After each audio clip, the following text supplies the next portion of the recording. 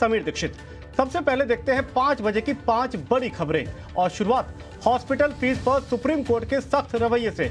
अनुराग शाह हमको इसके बारे में पूरे विस्तार से बताएंगे। दूसरी बड़ी खबर है शुगर सेक्टर से जुड़ी हुई। शुगर सेक्टर पर विश्व मोहन डिटेल में बताएंगे कि क्या बड़ा डेवलपमेंट होने जा रहा है।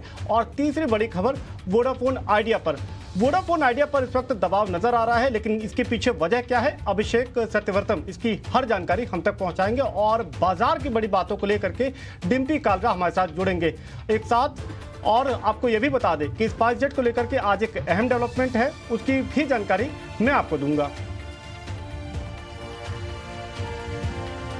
बाजार में लगातार तीसरे दिन गिरावट का दौर जारी रहा। हालांकि बीच में थोड़ी रिकवरी दिखी, मगर आखिर में बाजार लाल निशान में बंद हुआ। बाजार की कैसी रही चाल बता रही है हमारी सहयोगी सृष्टि।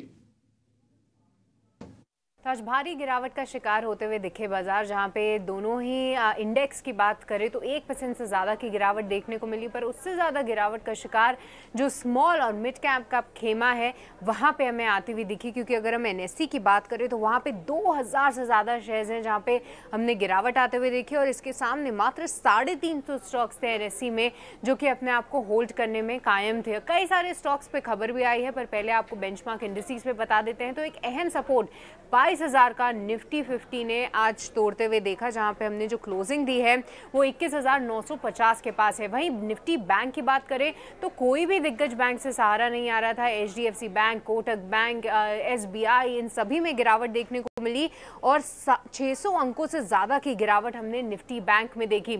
इसके पीछे कोई बहुत बड़ा ट्रिगर या फिर न्यूज़ फ्लो नहीं था। सिर्फ और सिर्फ जो मंथली ऑप्शंस एक्सपायरी जो कि कल है उसके चलते हम ये एक एक्शन देख रहे हैं। क्योंकि पूरी फरवरी सीरीज़ में देखें तो हमने कई बार रिकॉर्ड हाई आते हुए देखा, पर उसके अलावा ठीक एक दिन पहले हम देख रहे थे कि वॉलेटिलिटी बढ़ती हुई दिखी। इंडिया विक्स में करीब 4% की तेज़ी थी, और ये कुछ फैक्टर्स थे जो कि बाजार की ऊपर की चाल को तो लिमिट कर दिए, पर वहाँ से एक यू टर्न भी लेते हुए और जब अहम सपोर्ट लेवल्स टूटते हुए नजर आए तो वो गिरावट थमने का नाम नहीं ले रही थी। अब कुछ स्टॉक स्पेसिफिक एक्शन की बात कर लेते हैं। तो निफ्टी 50 में मात्र 4 स्टॉक्स हैं जिन्होंने हरे निशान में बंद होते हुए देखी, पर इसके अलावा कई सारे पीएसयू खेमों में आज प्रॉफिट बुकिंग थी। पावर ग्रिड, बीएचईएल, साथ ही ओएमसीज में काफ़ी प्रॉफिट बुकिंग होती हुई दिखी, पर वोडाफोन आइडिया का शेयर भी 14% गिरता हुआ दिखा। यहाँ पे फंड रेजिंग की जो खबरें आई उसके बाद कुछ बहुत उत्साह नहीं दिखा। कई सारे ब्रोकरेजेस ने अपने लक्ष्य भी 5 से 6 रुपए के दिए, और इसके चलते 14% की गिरावट हमने वहां पे देखी। कई सारे हॉस्पिटल काउंटर्स और साथ ही ऑटो काउंटर्स में भी ऑटो बिक्री के आंकड़ों के पहले एक प्रॉफिट बुकिंग हमने आती हुई देखी। पर मोटा मोटी कहें तो बाजार की चाल जो है आज गिरावट भरी देखने को मिली, काफ़ी प्रेशर रहा। पर कल देखना काफ़ी इंटरेस्टिंग होगा कि यहाँ से आखिरी दिन, ऑप्शंस एक्सपायरी के आखिरी दिन, कोई पुल बैक आता है या नहीं। खबर टेलीकॉम सेक्टर से। वोडाफोन आइडिया के शेयर में आज 13% की जोरदार गिरावट देखी गई। शेयर में ये दबाव क्यों बना रहा और इसकी क्या है जानकारी, इसके लिए हमारे साथ जुड़ रहे हैं अभिषेक बताएं कि आखिर वोडाफोन आइडिया पर यह दबाव क्यों रहा। जी, वोडाफोन आइडिया में हम देख रहे हैं कि भारी भरकम गिरावट है, और गिरावट की वजह यह है कि 45,000 करोड़ रुपए के फंड रेज को मंजूरी दी गई है, लेकिन फिर भी बाजार को, ब्रोकरेज हाउसेज को कहीं ना कहीं ट्रस्ट नहीं हो पा रहा है कि पैसे आएंगे कैसे और किसकी तरफ से आएंगे। हम देख रहे हैं कि ब्रोकरेज सतर्क है और उन्होंने कहा कि सिर्फ पूंजी जुटाना ही पर्याप्त नहीं होगा वोडाफोन के लिए, और भी दिक्कतें आएंगी। निवेशकों से पहले ही बातचीत हुई है, लेकिन फंड रेज को लेकर, कंपनी में पूंजी डालने को लेकर कोई कॉन्क्रीट फैसला पहले भी नहीं हो पाएगा, और यही चिंता बाजार को अभी भी सता रही है। आगे स्पेक्ट्रम और एजीआर के ड्यूज भी होंगे, तो फिर से एक वित्तीय अनिश्चितता, वित्तीय मुश्किलें कंपनी के लिए खड़ी होंगी, और ग्राहकों को बनाए रखने में कंपनी को दिक्कतें आ रही हैं, और कहीं ना कहीं 5G के रोल आउट में जो देरी है यह भी बाजार को परेशान कर रहा है। ब्रोकरेज हाउसेज में अगर हम सीएलएसए की बात करें तो बिकवाली की राय उनकी तरफ से है 5 रुपए का लक्ष्य, ध्यान दीजिएगा। नोमुरा की रिड्यूस की रेटिंग है, 6.5 रुपए का टारगेट उनकी तरफ से है, और नुवामा ने भी रिड्यूस की रेटिंग दी है, 7 रुपए का लक्ष्य नुवामा की तरफ से है। तो 45,000 करोड़ रुपए का यह फंड रेज होना है, उसमें से 20,000 करोड़ रुपए इक्विटी यानी कि कंपनी में हिस्सा बेचकर कंपनी जुटाने वाली है, और बाकी कर्ज के जरिए होगी, लेकिन कहां से आएंगी इसको लेकर अनिश्चितताएं हैं। मुश्किल क्या है वोडाफोन आइडिया की, ये आपको बता देते हैं। मुश्किल ये है कि कंपनी को लगातार घाटा हो रहा है। दिसंबर तिमाही में घाटा करीब करीब 7,000 करोड़ रुपए के आसपास का है। 2.5 लाख करोड़ रुपए का कर्ज है, और 5G के रोल आउट में कंपनी काफी पीछे छूट गई है। इनके पीयर भारती एयरटेल और जियो के मुकाबले। नवंबर में करीब 11 लाख और दिसंबर में करीब 14.25 कंपनी ने अपनी ग्राहक गंवाए हैं और कैपेक्स कंपनी नहीं कर पा रही है, खर्च नहीं कर पा रही है, तो ग्राहक नहीं बढ़ रहे हैं और टैरिफ बढ़ाने में भी देरी हो रही है। तो मोटा मोटी चीज ये है कि 2.5 लाख करोड़ का कर्ज है, ग्राहकों में लगातार कमी हो रही है, 5G के रोल आउट में देरी है, नेटवर्क के अपग्रेडेशन का काम नहीं हो पा रहा है और कहीं ना कहीं जो नतीजे हैं वो भी सुधार नहीं दिखा पा रहे हैं। तो चौतरफा कई सारे मुश्किलें हैं। इसके चलते बाजार को ट्रस्ट नहीं हो रहा है कि आखिर इस फंड रेज अगर हो भी जाता है तो उससे क्या होगा। तो वोडाफोन आइडिया के बाद अब खबर एविएशन सेक्टर से। स्पाइसजेट के लिए ये एक पॉजिटिव खबर है। स्पाइसजेट जो हमने देखा कि अभी एक ट्रांसफॉर्मेशनल दौर से गुजर रही है, कोशिश ये कर रही है कि ऑपरेशनल परफॉर्मेंस में सुधार लाए, साथ ही साथ जो देनदारी है उसका भी जल्द निपटारा करे। उसी दिशा में पॉजिटिव खबर स्पाइसजेट के लिए ये है कि कंपनी ने सेलेस्टियल एविएशन के साथ में सेटलमेंट कर लिया है। स्पाइसजेट ने सेलेस्टियल एविएशन से 250 करोड़ रुपए का ये सेटलमेंट किया है और इससे स्पाइसजेट का दावा है कि उसको सालाना जो है 235 करोड़ रुपए का फायदा होगा। आपको बता दें कि सेलेस्टियल एविएशन जो है वो एयरकैप ग्रुप का ही एक सब्सिडरी है और एयरकैप ग्रुप जो है वो दुनिया की एक बड़ी एयरक्राफ्ट लेसर है, हवाई जहाज किराए पे देती है और उनके साथ में स्पाइसजेट की ये एनसीएलटी में एक लड़ाई चल रही थी और उसी दिशा में एक सेटलमेंट होता हुआ नजर आ रहा है। 1 अप्रैल को यह संभावित है कि दोनों ही इस सेटलमेंट की सूचना एनसीएलटी को देंगे और मामले को वहां पर निपटाएंगे। तो स्पाइसजेट के लिए जरूर ये एक पॉजिटिव और राहत की खबर। और यहां से अब बढ़ते हैं अगली खबर की तरफ, जो कि है शुगर सेक्टर से। शुगर सेक्टर के लिए लगातार चीनी मिल के जो मालिक हैं वो सरकार से मिलने की कोशिश, उन तक अपनी जो मांग है उसको पहुंचाने की कोशिश कर रहे हैं। और उसी दिशा में अब एक बड़ा डेवलपमेंट ये सामने आ रहा है कि कल चीनी उद्योग के जितने भी प्रतिनिधि हैं वो खाद्य सचिव के साथ एक अहम बैठक करेंगे। लेकिन ये बैठक किस मुद्दे पर होगी और क्या कुछ राहत की उम्मीद शुगर सेक्टर के स्टेक होल्डर्स कर रहे हैं, ये पूरी जानकारी विस्तार से विश्व मोहन बता रहे हैं। जी विश्व मोहन, बताएं। देखिए, कल एक खाद्य सचिव के साथ एक अहम बैठक है जिसमें जो सहकारी चीनी मिलों की जो संस्था है national federation of cooperative sugar factories और जो निजी चीनी मिलों की संस्था है इस्मा इंडियन शुगर मिल्स एसोसिएशन, इसके 4 प्रतिनिधि कल खाद्य सचिव से मिलने वाले हैं। और उनकी डिमांड यही है कि मिनिमम सपोर्ट प्राइस जो शुगर की जो 2019 में से जो कोई बदलाव नहीं है उसमें बढ़ोतरी की जाओ, क्योंकि किसानों के लिए FRP जो मिनिमम जो फेयर एंड रिम्यूनरेटिव प्राइसेस होते हैं जिस पर शुगर मिलों को गन्ना किसानों को भुगतान करना पड़ता है, वो हर साल तो बढ़ोतरी हो रही है लेकिन MSP में लगातार 5 सालों से कोई बढ़ोतरी नहीं है। उनके पीछे इसकी दलील अब ये भी दी जा रही है कि सरकार के पास इस बार पर्याप्त रूम है। अगर इस साल अगर डाइवर्जन अगर 17 लाख टन अगर इथेनॉल के लिए डाइवर्जन देखें तो उसके बाद करीब 315 लाख चीनी का उत्पादन दिख रहा है। पिछले साल का 57 लाख टन चीनी का बकाया स्टॉक है, कुल मिला दे तो 372 लाख टन स्टॉक आपके पास है। 280 से 285 लाख टन सालाना खपत के लिए जाता है, यानी उसके बाद भी 87 से 92 लाख टन आपके पास स्टॉक बचता है। बफर के लिए जो सरकार ने स्टैंडर्ड तय कर रखा है ईयर एंड पर वो है सिर्फ 60 लाख टन, उसके बाद भी आपके पास 27 से 32 लाख टन का बफर और एक्स्ट्रा स्टॉक बचता है। या फिर आप डाइवर्जन के लिए अतिरिक्त कोटा जारी करें इथेनॉल डाइवर्जन के लिए, या फिर जो बफर स्टॉक के लिए आप अपनी सीमा को और बढ़ा दें, ताकि क्योंकि स्टॉक रखने में इनकी लागत और बढ़ेगी। तो 2 डिमांड है, एक तो बफर स्टॉक को बढ़ाया जाए और इथेनॉल के लिए डाइवर्जन बढ़ाया जाए, और दूसरी जो मेन डिमांड है ये है कि MSP में बढ़ोतरी की जाए जो पिछले 5 सालों में बढ़ोतरी नहीं हुई। तो ये मेजर डिमांड है। और इसके बाद खाद्य सचिव के बाद उनकी तैयारी है पीयूष गोयल साहब से भी मिलने की और अमित शाह से भी मिलने की तैयारी है। देखते हैं इस ओर क्या फैसला आता है। विश्व मोहन जी, यहाँ पर मेरा एक सीधा सवाल ये है, एक सवाल ये कि क्या सरकार अपने जो एथेनॉल ब्लेंडिंग का जो टारगेट है उसको अचीव कर पाएगी, जो मौजूदा जितनी मांग ये स्टेक होल्डर्स लेकर के आ रहे हैं? और दूसरी बात ग्राहकों के नज़रिए से ये कि क्या आपको लगता है कि आगामी जो त्योहारी सीज़न है, होली का त्यौहार सामने आ रहा है, ऐसे में जो चीनी की कीमतें हैं घरेलू बाजार में क्या वो नियंत्रित रहेंगी? आपको क्या आंकड़े बता रहे हैं? देखिए, चीनी की कीमत अगर रिटेल में आप देखें तो पिछले कई सालों से देखिए 2-3 सालों से आप देखें तो 40 से 45 के आसपास ही चीनी की रिटेल में कीमतें हैं। और लेकिन मिलों को अगर लॉन्ग टर्म आपको सस्टेन रखना है, क्योंकि जो फिनिश प्रोडक्ट को अगर आप बेहतर भाव नहीं देंगे तो लॉन्ग टर्म में सस्टेन कैसे करेंगे? क्योंकि आप 5 साल से देखें 2019 में MSP चीनी की 31 रुपये प्रति किलो तय कर दी गई थी, उसके बाद से कोई बढ़ोतरी नहीं हुई। FRP जो किसानों को भाव मिलते हैं, गन्ना किसानों को मिलों की तरफ से भुगतान किया जाता है, उसमें हर साल दर साल बढ़ोतरी हो रही है, तो कि मिलें कैसे सस्टेन यहाँ पर कर पाएंगी? लॉन्ग टर्म में सस्टेन बहुत मुश्किल है। और ब्लेंडिंग का जहाँ तक टारगेट है, भले ही शुगर में डाइवर्जन भले ही कम हो रहा है, आपके पास और भी विकल्प है जिसमें जो ब्रोकन राइस वगैरह है, मेज वगैरह है, तो उस तरह की चीज़ों से आप अपने टारगेट ज़रूर पूरा कर सकते हैं। शुगर एसेंशियल कमोडिटीज़ है तो बहुत ज़्यादा डाइवर्जन तो नहीं कर सकते हैं, लेकिन अगर मिलों को और इंडस्ट्री को अगर सस्टेन रखना है लॉन्ग टर्म में तो डेफिनेटली आपको बेहतर भाव देने ही होंगे। बिल्कुल बिल्कुल विश्वमोहन जी, ये पूरी खबर को इतने विस्तार से हमें समझाने के लिए धन्यवाद। फिलहाल वक्त है एक छोटे से ब्रेक का, और ब्रेक के उस पार हम देखेंगे कुछ और बड़ी खबरें।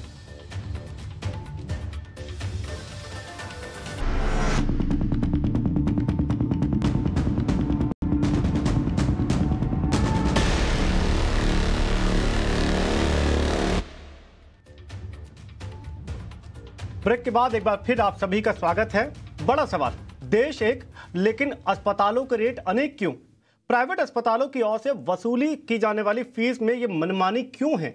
एक याचिका की सुनवाई पर यही सवाल सुप्रीम कोर्ट ने केंद्र सरकार से पूछा है। फीस को लेकर के प्राइवेट अस्पतालों की मनमानी पर सुप्रीम कोर्ट ने सख्त रवैया अख्तियार करते हुए ये साफ तौर पे कहा है कि 14 साल पुराने जो क्लिनिकल एस्टेब्लिशमेंट रूल हैं, जो एक्ट है, उसके नियमों को लागू करवाने में केंद्र अब तक क्यों पीछे हट रहा है? ये बड़ा सवाल पूछा गया है केंद्र। और इसके साथ ही कोर्ट ने केंद्र से यह भी पूछा है कि अस्पतालों में स्टैंडर्ड चार्ट जो लागू होना है उस पर फैसला अब तक क्यों नहीं हो पाया है।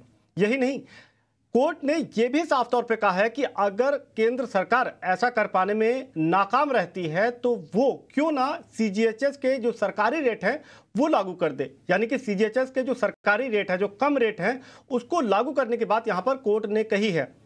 ये सीधे तौर पे लोगों की सेहत से जुड़ा हुआ मामला है और उनकी जेब से जुड़े हुए इस अहम मुद्दे पर हम अपने बुलेटिन में खास चर्चा करेंगे। और हमारे इस खास प्रोग्राम में हमारे साथ जुड़ेंगे जीआई काउंसिल के चेयरमैन तपन सिंघल। इसके साथ ही कंज्यूमर एक्टिविस्ट जहांगीर घई भी इस पर जुड़ेंगे।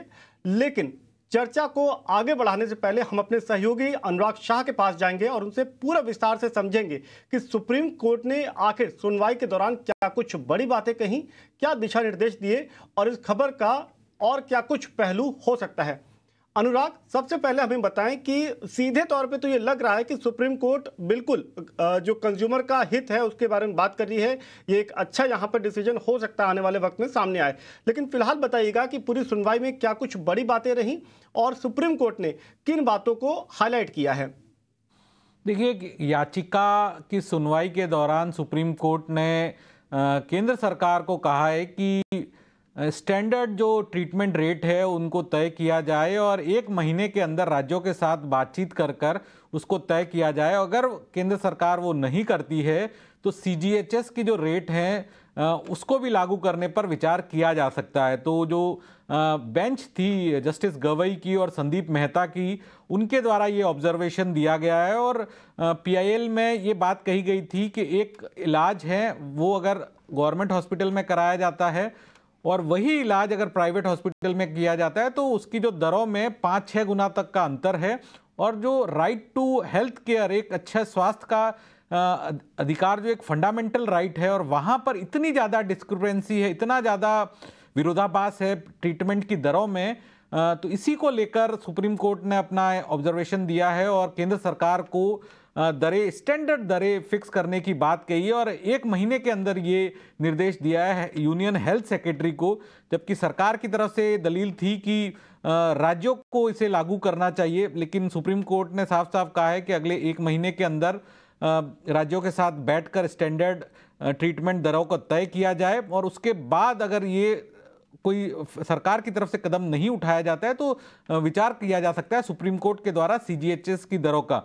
तो स्टैंडर्ड दरें जो हैं वो तय इस तरह से होगी कि जो ट्रीटमेंट होता है वहाँ पर हॉस्पिटल जो है वो किस कैटेगरी का है, उस ज्योग्राफी वगैरह देखकर स्टैंडर्ड दरें जो है वो तय की जा सकती है। इसको लेकर एक हाल ही के दिनों में इंश्योरेंस कंपनियों के द्वारा भी कैशलेस एवरीवेयर की प्रक्रिया शुरू की गई थी, तो वहाँ पर भी इसी तरह की प्लान किया गया था कि जो हॉस्पिटल एक पर्टिकुलर ज्योग्राफी में है, जिस तरह की सुविधा देते हैं, जिस तरह का उनका ट्रीटमेंट पैकेजेस हैं, तो कॉमन एम्पैनल्ड किया जा सके, जिससे जो हॉस्पिटल्स की ओवर चार्जिंग है उसे रोका जा सके, और अगर ओवर चार्जिंग रुकती है तो जो मेडिकल बिल है वो कम होगा, मेडिकल बिल कम होगा तो इंश्योरेंस का प्रीमियम भी कम होगा। बिल्कुल अनुराग, तो फिलहाल गेंद जो है वो केंद्र सरकार के पाले में है कि वो राज्यों से बात करे। ये एक अहम मुद्दा है और इस अहम मुद्दे पर चर्चा करने के लिए शामिल हो रहे हैं दो बेहद खास मेहमान, तपन सिंघल जो कि चेयरमैन जीआई काउंसिल हैं, और जाने माने कंज्यूमर एक्टिविस्ट जहांगीर घाई भी इस प्रोग्राम में हमारे साथ जुड़ रहे हैं। आप दोनों का धन्यवाद। तपन जी, सबसे पहले मैं आपके पास आना चाहूँगा। सुप्रीम कोर्ट का ये जो पूरा फैसला है, या अभी आपको जो सख्ती नजर आ रही है स्टैंडर्ड ट्रीटमेंट की दरें लागू करने के लिए, जो कुछ भी इंडिकेशन नजर आ रहा है, आपको क्या लगता है ये कितना वाजिब है, कितना तार्किक तौर पे लागू हो पाएगा? और दूसरी बात, क्या हेल्थ केयर सेक्टर में बड़े सुधार की एक उम्मीद यहाँ पर आपको नजर आ रही है, विशेषकर जो हॉस्पिटल के ओवर चार्जिंग है उसको लेकर के? अगर आप देखें एज ए इंडस्ट्री, हम लोग हमेशा ये चीज कह रहे थे कि there should be a regulator for hospitals, health care regulator होना चाहिए। And I was very happy to see कि फाइनेंस मिनिस्ट्री से भी ये मैसेज गया था कि हाँ रेगुलेटर होना चाहिए। अब सुप्रीम कोर्ट भी बोल रहा है कि no there has to be standardization. देखिए, जब देश में एक इतना बड़ी इंडस्ट्री है, उतने सारे हॉस्पिटल्स हैं, और एक आम जनता के लिए बहुत ही आवश्यक है कि they get very fair and transparent treatment, उसके अंतर्गत ये सब स्टेप्स बहुत क्रिटिकल है। जनरल इंश्योरेंस इंडस्ट्री में हम लोगों ने हमेशा कहा है कि there should be health care regulator. आपने देखा होगा, आपने बल्कि लास्ट उसमें ईटी में कवरेज भी किया था कि हम लोगों ने कैशलेस फॉर ऑल भी कहा था। एक सिंपल चीज कही थी कि अगर एक हॉस्पिटल का एक इंश्योरेंस कंपनी से अगर टाई अप है तो that will become applicable to all insurance companies. पूरी इंडस्ट्री साथ में आई, बोले कंज्यूमर के बेनिफिट के लिए this is the best that can be done. तो अब समय तो बहुत जरूरी है कि there has to be standardization, there has to be transparency, there has to be fairness. ये तो होना चाहिए। So we are all in support of the supreme court direction which has been given. बिल्कुल। जहांगीर जी, आप कंज्यूमर एक्टिविस्ट हैं, आप consumer का एक बड़ी उनकी आवाज़ सामने लेकर के आते हैं। मैं आपसे ये समझना चाहूँगा कि ये फिलहाल जो सुनवाई जिस डायरेक्शन में आगे बढ़ रही है, तार्किक रूप से इसको कितना प्रैक्टिकल होता हुआ आपको नज़र आ रहा है? और ऐसे में जब जो 5 सितारा हॉस्पिटल हैं जो बड़े बड़े इन्वेस्टमेंट करते हैं, क्या उनके उस पॉइंट ऑफ व्यू से आपको लगता है कि ये एग्जीक्यूट हो पाएगा? Although मैं कंज्यूमर एक्टिविस्ट हूँ, आई ऑलवेज बिलीव कि बैलेंस्ड व्यू लेना मांगता है। अभी आप सुप्रीम कोर्ट के मैं जजमेंट कोट करता हूँ in the case of Hegde versus doctor Bhattacharya, जिसमें सुप्रीम कोर्ट ने कहा था that you cannot cap or you cannot prohibit a professional from charging his fees. जो भी फी होगी वो पे करना पड़ता है, प्रोफेशनल को उनका फीस फिक्स करने का हक है। तो ये जजमेंट की लाइट में आप अगर देखेंगे तो डॉक्टर्स को राइट है उनकी फीस फिक्स करने के लिए। सेकेंडली, अगर जो डॉक्टर्स के लिए फिक्स करेंगे तो राइट टू जस्टिस एडवोकेट्स के लिए भी फिक्स करना होना मांगता है। सभी प्रोफेशनल को इक्वली ट्रीट करना मांगता है। थर्डली, पेशेंट जो है वो सब सेम नहीं है। अभी एक एग्जांपल उदाहरण में देता हूँ। एक आदमी को सिंपल कैटरैक्ट होगा, दूसरे को डायबिटीज होगा, उनका केस कॉम्प्लिकेटेड है, तो जो फीस रहती है वो अलग पर अकॉर्डिंग टू पेशेंट, अलग अलग पेशेंट के अलग अलग प्रॉब्लम रहते हैं। तो स्टैंडर्डाइज पेशेंट नहीं है तो फीस कैसे स्टैंडर्डाइज हो सकती है। सेकेंडली, एक 2 साल की प्रैक्टिस का डॉक्टर होगा और एक रिनाउंड सर्जन होगा जिनका 20 साल हुआ होगा प्रैक्टिस में, तो उनका सीनियरिटी से रेट्स डिफरेंट होगा। थर्डली, जो आप जोग्राफिकल लोकेशन बोलते हैं, तो जोग्राफिकल लोकेशन में सेम एरिया में आपको एक कप चाय 10 रुपये में भी मिलती है और 5 स्टार होटल में आपको 500 रुपये भी मिलती है। जो CGHS का रेट्स है वो एकदम बेसिक है। अभी पेशेंट को कोई सर्टन सुविधा मांगती है, individual room, certain facilities, attach toilet, तो उनको वो टाइप की सुविधा के लिए उनको पेमेंट करना पड़ता है। तो अकॉर्डिंग टू मी लूटने का सवाल अलग बात है। लूटने का I am not recommending, I am saying it is illegal. You can not capitalize on the patient sickness, but उसका अर्थ ऐसा नहीं होता है कि सभी को एक ही लकड़ी से चलाते हैं, सेम रेट फॉर एवरीबॉडी। वो इम्प्रैक्टिकल है, कंज्यूमर इंटरेस्ट जो डेट्रीमेंटल है, कारण मेरे को मांगता है good service, my life is at stake.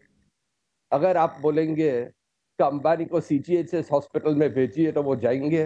बिल्कुल सर, आपने सही कहा कि कंज्यूमर का भी राइट है, उनको किस तरह की सुविधा मिलती है वो देखकर ही चार्जेस लिए जा सकते हैं। मेरा अगला सवाल तपन जी के लिए होगा। तपन जी, जिस तरह से स्टैंडर्ड रेट की बात हो रही है, तो क्योंकि भारत इतना बड़ा देश है, कस्बे हैं, टियर 2 टियर 3 सिटीज हैं, मेट्रोज हैं, तो ये स्टैंडर्ड रेट को कैसे लागू किया जा सकता है? स्टैंडर्ड रेट किस तरह से निर्धारित की जा सकती है, वो कैसे तय होगा? देखिए, इसमें क्या है, आप जैसे एक शहर है, ठीक, एक शहर में अगर एक हॉस्पिटल का जो स्टैंडर्ड है, जो खर्चे हैं, कॉस्ट है, इनपुट है, क्योंकि फेयर हॉस्पिटल के लिए भी फेयर होना चाहिए। ऐसा नहीं है कि ना उनके लिए, तो that fairness should be there with hospitals also. तो वो एक जगह पे लागू हो सकता है। तो इसके लिए हम लोग ऐसे इंडस्ट्री, हमारे पास इतना डेटा है, we have settled so many claims. आज आप देखिए 80,000 करोड़ इंडस्ट्री साल का पे करती है, 40,000 हॉस्पिटलों से कैशलेस प्रोवाइड करती है ओवरऑल, और पूरे देश में कुछ 60-70 हजार ही हॉस्पिटल हैं। तो डेटा काफी है। अगर इसमें सीरियसली काम करना चाहें तो सबके साथ मिल के, चाहे हॉस्पिटल एसोसिएशन हो, चाहे मिनिस्ट्री के रिप्रेजेंटेटिव हो, अपना इंश्योरेंस का डेटा हो, ये कभी किया जा सकता है। ऐसा कोई बहुत मुश्किल कार्य नहीं है। तपन जी, मैं आपको सुन रहा था, लेकिन जो पूरा मसला है वो ट्रांसपेरेंसी को लेकर के है, वो पारदर्शिता को लेकर के है। जो इस वक्त नजर आ रहा है वो ये है कि अगर किसी चीज़ का ट्रीटमेंट होना है तो सुप्रीम कोर्ट का ये कहना है कि आप उसके जो रेट हैं वो आप एकदम क्लियर तरीके से आप अपने जो भी पेशेंट आ रहा है उसको बताएं। दूसरी बात ये है कि जो सुविधाएं हैं, कि कौन सा रूम लेना है, उसमें अटैच बाथरूम है कि नहीं है, या इस तरीके की जो एडिशनल फैसिलिटीज़ है वो अलग अलग हो सकती है, लेकिन जो भी ट्रीटमेंट का कॉस्ट है वो तो कम से कम आप पारदर्शी तरीके से पेशेंट को बताएं। यही मेरे ख्याल से एक बहस का विषय भी है। देखिए, मेरा अपना ये मानना है कि जो हमने कहा कि फेयरनेस होना चाहिए सबके लिए, हॉस्पिटल के लिए भी, कस्टमर के लिए भी, क्लाइंट के लिए भी। जो चीज गलत है वो है ओवर चार्जिंग या फ्रॉड जो होते हैं। जब चीज आप ट्रांसपेरेंसी पे लेके आओगे, स्टैंडर्डाइजेशन पे लेके आओगे, रिलेशंस पे लेके आओगे, ये बहुत हिस्सा तक कर्व होता है। ये कर्व होने से ऑब्वियसली प्रीमियम रेट्स पे भी फर्क पड़ता है, प्रीमियम रेट्स भी कम होते हैं। इससे ये भी फर्क पड़ता है कि लोगों को ट्रांसपेरेंसी रहती है तो पूरा विश्वास भी, कस्टमर का ट्रस्ट मोड भी बढ़ता है। तो इसलिए बहुत ही अच्छा मूव है।